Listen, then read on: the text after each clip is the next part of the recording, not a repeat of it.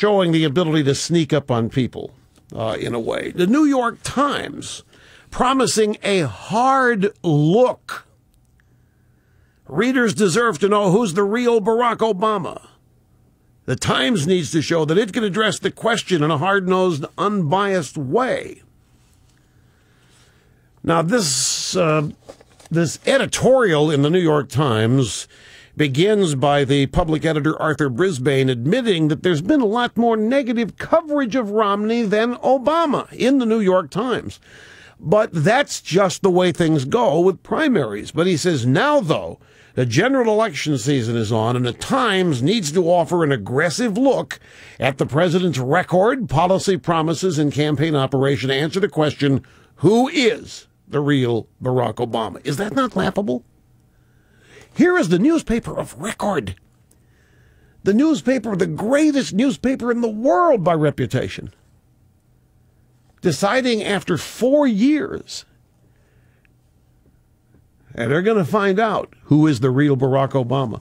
You know, I'm reminded of this soundbite we play often, Charlie Rose and Tom Brokaw, on October 30th of 2008, about a week before the election, and these two guys sitting around, I don't know what books he's read. I don't know who his primary influences are.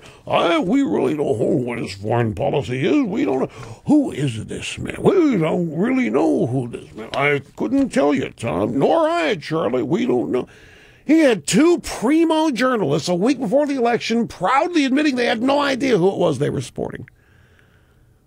They had full intentions of voting for the guy, and they're admitting they don't know who he is. Here's the New York Times 4 years later promising to find out who he is. And then after they find out who he is, they're going to tell us. And after telling us, then they assure us that they're going to be honest. And they're going to be brave. And the Times has got to show that it can address the question in a hard-nosed, unbiased way. Brisbane notes that according to a study by media scholars, the Times coverage of the Obama's first year in office was significantly more favorable than its first-year coverage of three predecessors. Yeah, we wouldn't have noticed that if they hadn't told us, right?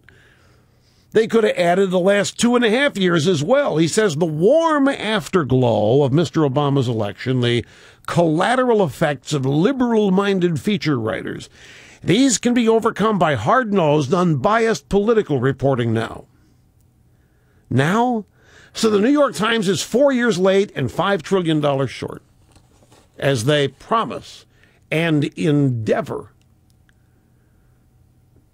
to tell us who Barack Obama really is.